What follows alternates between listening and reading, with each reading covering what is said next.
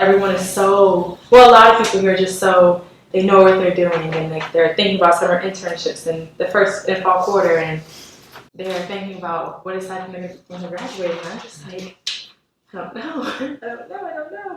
Welcome to Season 2 of Passing the Mic. This year, our theme is Our Table, Our Stories, Nourishing Our Collective Well-Being.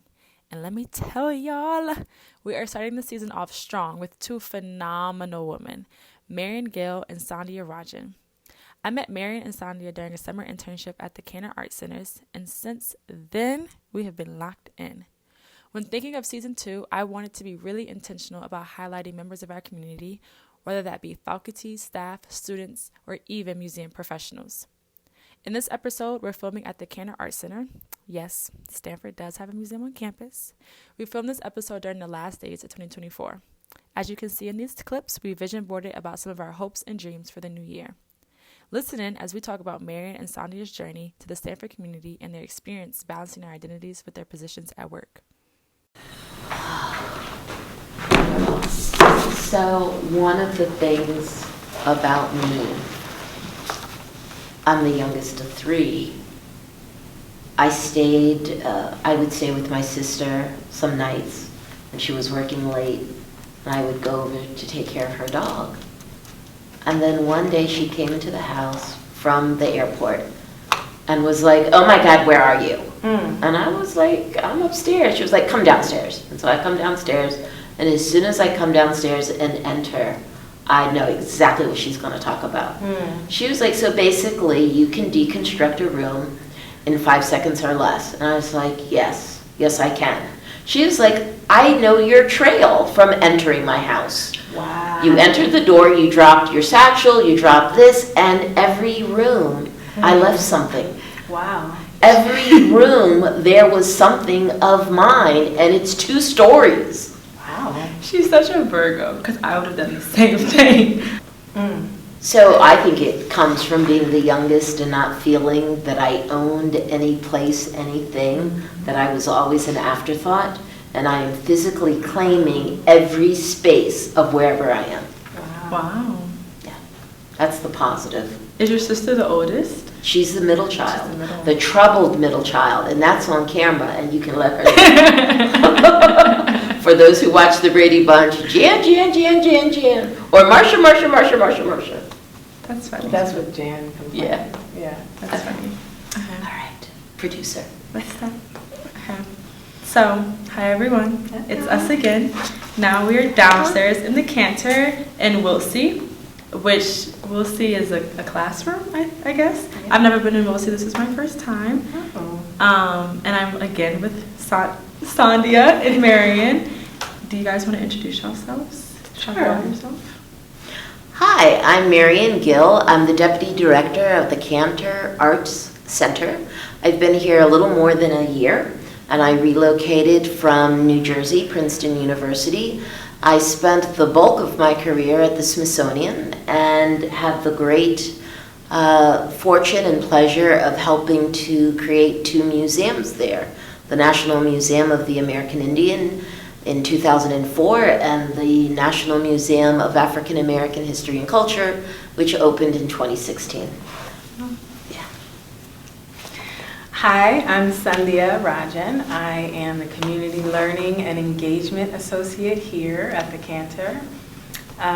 This is just also over a year here. And before that, I'm a career educator, so I spent,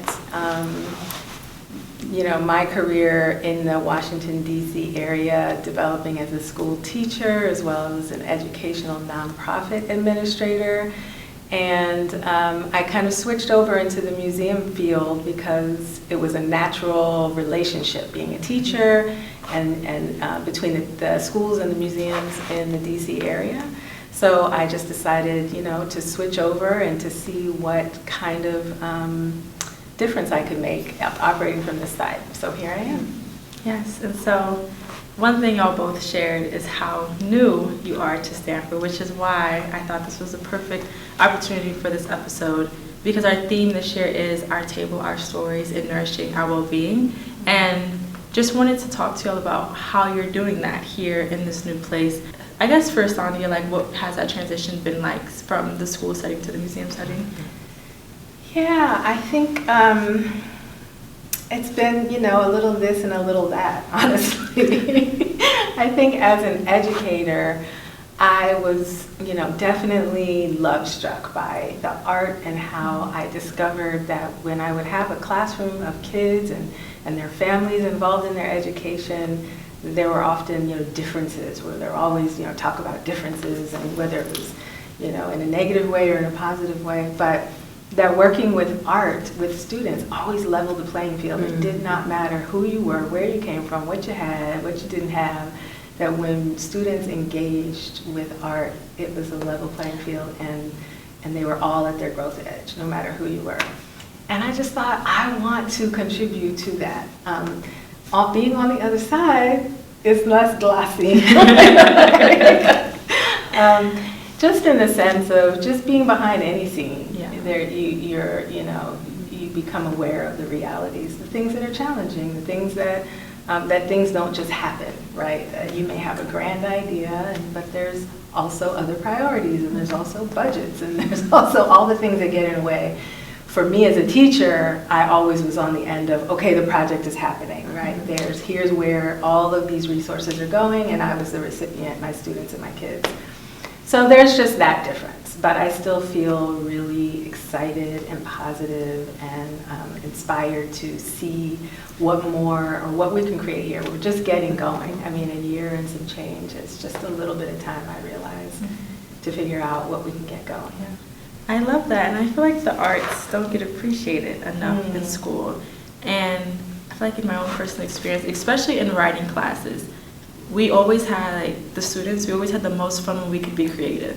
When we got to, get rid of the literary analysis and all the formal stuff, and we could just write about what we wanted to, we had so much more fun doing it that 100%. Way. And so I wish there was more space to do that in school. Yeah. So thank you for sharing. Yeah, of course. And Marion, you are coming from, building up an organization. So what is it like now to enter a space where it is already established? It is refreshing. And when I was considering taking this position, I had a conversation with the director, and I was like, I need your assurance that there are not going to be any construction capital projects. And she was like, I promise, for 5 years. Okay. And then everything, all bets are off. Trust me, imagining what a new museum could offer, and then design it, and then open it, it's no small feat. It's more than a notion. But the hard work is operating it, programming it, post-opening, the day-to-day grind. How do you maintain the freshness? Everybody talks about visitor numbers, and at the American Indian Museum, when it opened, there was a spike visitation, but then visitation plummeted. And there's lots of discussion why. And by the time I got to the African American Museum, we started to understand how do you keep visitors coming back, and in part just the number of galleries. At the American Indian Museum, there are 3 permanent galleries and 1 changing gallery that can be split into 2. And so there's not always something to bring the visitor back. At the African American Museum, we have 12 inaugural exhibitions, a changing gallery that's quite substantial. But there are a lot of ideas and creativity and effort put forth with the public programming to keep it fresh, to keep it alive. And it covers all of the arts, the performing arts, the visual arts, spoken word. And so there's a vibrancy in that museum that I think just resonates with not only the local audience in the district, Maryland and Virginia, but nationally. And that is one museum where they are still struggling with managing capacity because the demand is so great. My mom was just visiting over the weekend. What did she say? What did she say? I thought she was in Chicago. So she sent me a video of the museum. I was like, that's not Chicago, that's DC. You're at the National African American Museum. She really enjoys it. I think it's just like this is so beautiful. This is just, I think she just enjoys it. Like she's just enjoying life right now. And so, as she should. Yeah. It is a museum. I can remember a few years before it opened, I was at an event and I was seated at a table with majority white, non-blacks. And this white teacher was to my left. And she said, oh, well, I just, that's not a museum for me. Mm-hmm. And I won't visit. And it reminded me of a quote early on in my career that if the visitor sees themselves in the stories that we tell, we as museum professionals have done our job successfully. Yes. And so it doesn't have to be a one-for-one. It can be a story about new beginnings. And it can be a migrant, it can be an immigrant, it can be someone who's just moving from one part of the country to another. And you can still see yourself in that story, regardless of race, gender, ethnicity, religion. And so when I went through a number of themes with her, the one that connected her and hooked her was music. And there's an exhibit that's just about musical crossroads, musical history. And she focused on the 60s. She was like, that is the soundtrack of my life. She's like, I'm going tomorrow. She actually wrote me. Oh. So this 3 years later, she wrote me and said, I don't know if you remember me, but we were seated together at an event. And I just want you to know, although I've retired from the school system in Virginia, I went with my granddaughter, and it was memorable. She did talk about how it took hours to get through it. Yeah. She went through the whole thing? Yeah, in one visit. Because I love the performance part. Like I went to the writers and to the music and to that side, and kind of avoided some of the more like the slave history like that. I was like, I don't want to see that right now. But I like that non-black people can visit and they can see themselves, and I think that also just goes to show like it can be flipped too, like in white spaces, like you can add that other representation because those people can see themselves. Let's talk about that. If you don't mind, if I think we should. And so Sandhya and I have a continuing conversation about us in museum spaces, art museum spaces. And it's important to me that all of our visitors can see themselves. But as a Black woman, I want to see myself in the galleries and the halls specifically of this museum. And it's changing, but change happens slowly. And I have to remind myself that it doesn't happen on a dime, and there are all kinds of other parameters involved. And it can take time to develop a new exhibition, and it takes funding, and it takes scholarship, because everything in museums should have a framework of scholarship. But what I love many things about Sandhya, but one of the many things that I love is her commitment to community, and how she is unwavering in her commitment to have a diverse perspective and representation in this museum. And it's not easy work, but it is necessary work. It's critical work. And I am a fan of yours. Hey now. Me too. I want to echo that. Thank you. I'm a fan of yours too, both of you, obviously. We're all fans of each other. Thank you. We were walking through the galleries. We were like, we don't see ourselves. I was thinking about that the other day, how I feel like I was dragging you. No, but I was loving it. I was like, oh my gosh, she's right. Yeah. I was just, it's just a fact. Here we are in a place where we have a lot of art in our collections that we could be seeing, that could be grazing and hanging from our walls, but I'm not a curator. I don't, and I'm not a professional museum that understands the process. Well, not that I don't understand. I don't deal with that. I deal with what's happening right now, how we're going to engage with it, right? And how are we going to get people to feel good about the engagement? And so I want that. I want you, because I have the knowledge of what we have, right, to share, and I want, like, hey, why don't we just put this up, right? And it feels like natural and easy, but I do walk around this space and I don't see myself ever, right, displayed. I don't see any, as a Black woman. Now, there are some other things in this museum that I connect with that transcend race or transcend my Black identity and my Black experience, right? And but ultimately, as a woman who identifies as a Black woman, as a Black American woman who has the history of a family that came from Louisiana, went through the migration, over to this part of the country, worked on the docks, did all the things in these ports that are all around us.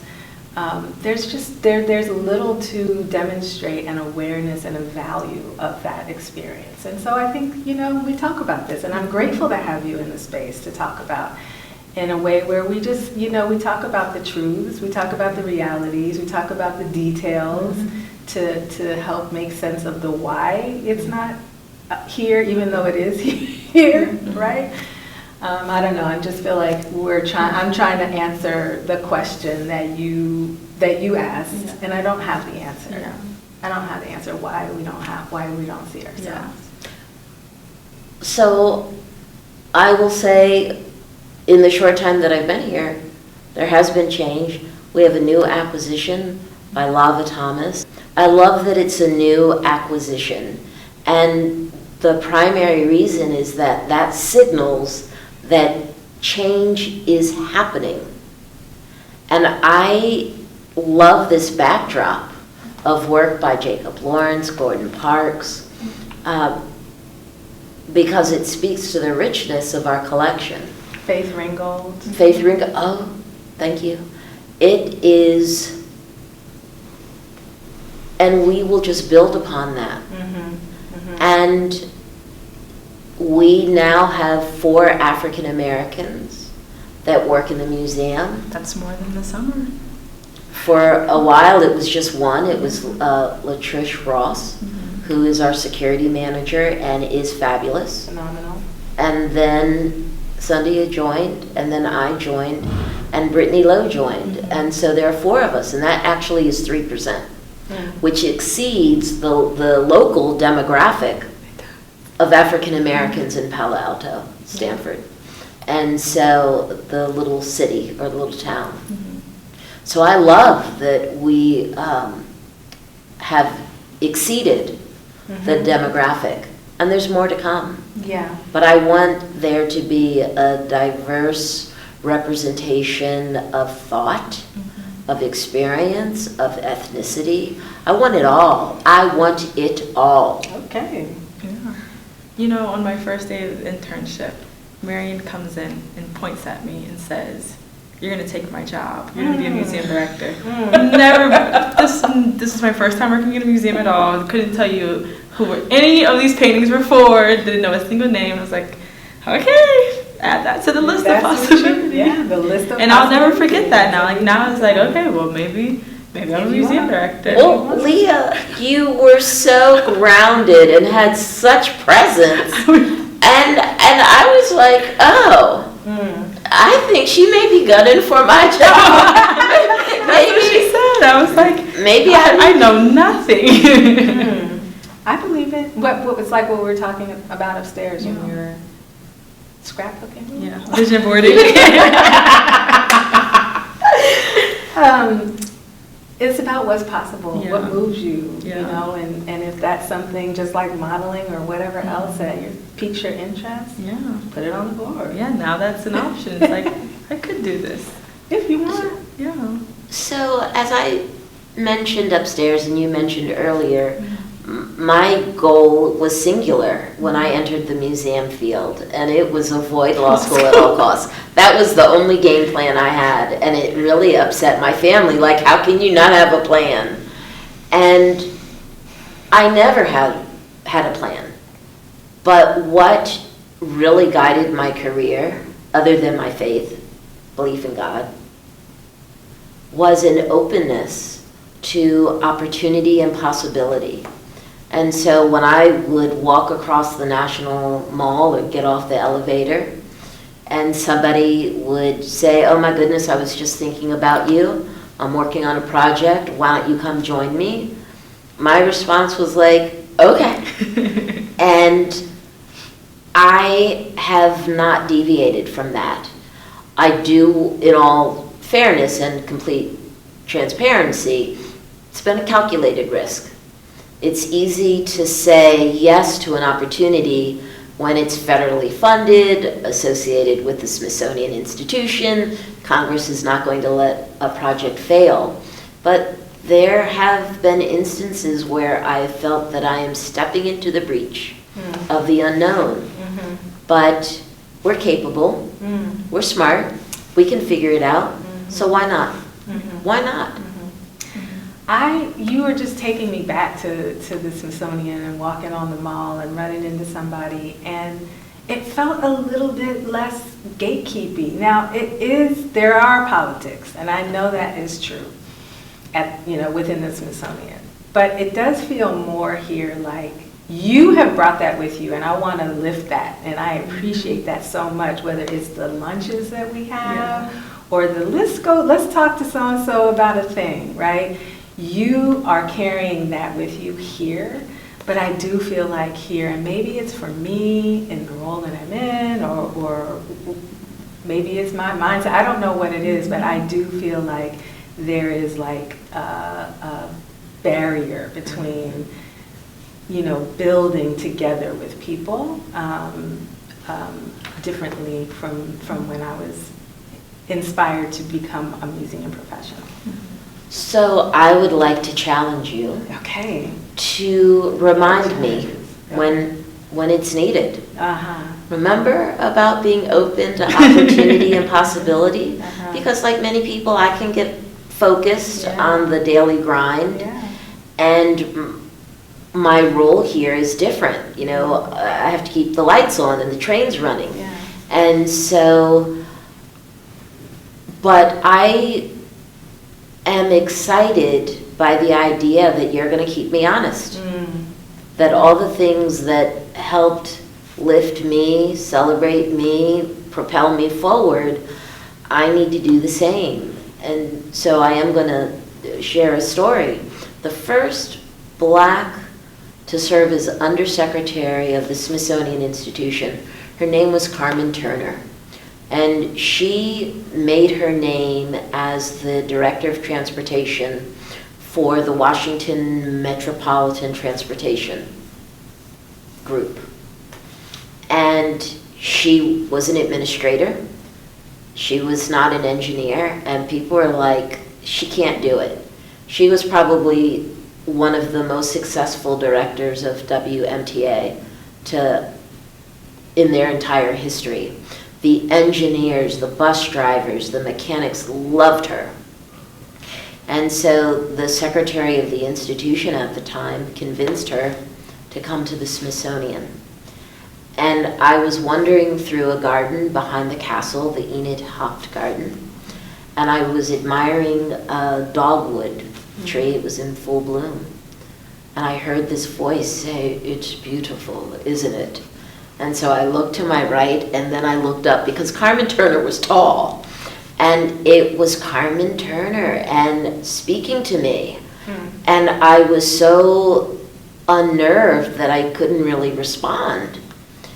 And, she was fully aware of her presence. And she said, "I see that you work at the Smithsonian. I want you to come visit me." And so I spent 2 hours, probably more, in her office. And as I was making my exit, she said, "Miss Gill." And I turned around, and she was standing there, and she spoke just like this. She said, "Miss Gill, let me ask you this question. When the opportunities come, and they will come, will you be ready?" And I was like, "Oh, I don't know. I'm 24 years old, 25 years old. What do I know?" And then she said, "And I must remind you, you now have a responsibility and obligation to reach back and pull those behind you forward." And then she dismissed me. She disappeared? No, she dismissed me. And I hold those true to this day. Yes, yes. And I'm going to trust you, Sandhya, to remind me. Yeah.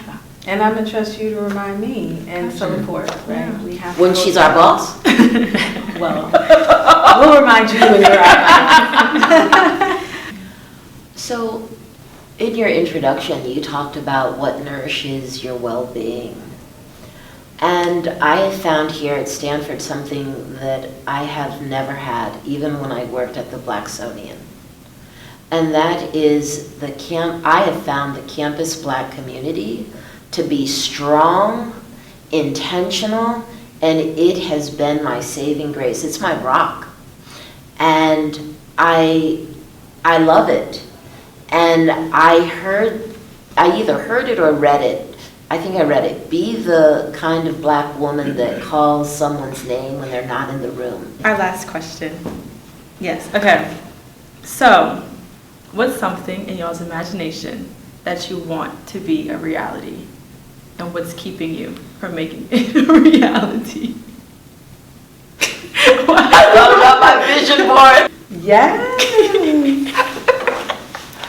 I think I just ran out of time, and I didn't think about my family. I have my extended family, but I didn't give any thought to my family. Okay. So when I think about this, I was thinking less about me personally and more about me, like in terms of the work. You're so altruistic. Ugh. And so we have to do more episodes. This has been so fun. And so I just think about like this space and like meeting the challenge of the things I want to do with what's possible. Mm-hmm. And I think the thing that gets in the way in between those two things is it's not just this museum, it's this country's sense of acknowledgement of what has occurred tragically to, let's just say, Black people. There's so many people that tragedy has occurred to and within communities that we don't acknowledge it. And we've heard Brian Stevenson talk about the difference between America and other countries acknowledging South Africa, right? Truth and reconciliation, like acknowledging what has occurred so that you can make space for healing. Mm-hmm. So please hold that question for just a second. I think that the Cantor has so much in this place in terms of art and artifact that and other museums, right? This is what museums are here, right? Our encyclopedic museums, our history museums. We have so much, but we haven't figured out how to reconcile what we have so that we can invite healing to take place and therefore invite, just people in to engage in it in a responsible way in which we're acknowledging. And I think that there's everything, I think every person who works here, every person you talk to is going to say, yes, we want to do right by the truth, right? Or the stories of the people, but we haven't collectively as a community. So I want to see that happen. And what's stopping me, I think just like the courage to speak up a little bit louder is really honestly there. When we boil it down, but I think I'm feeling a little bit more courageous for 2025. I want to put a fine point on it. It's not just acknowledgement. Mm-hmm. For me, it is acknowledgement of the trauma over generations caused by this awful behavior, Correct. this stain. Correct.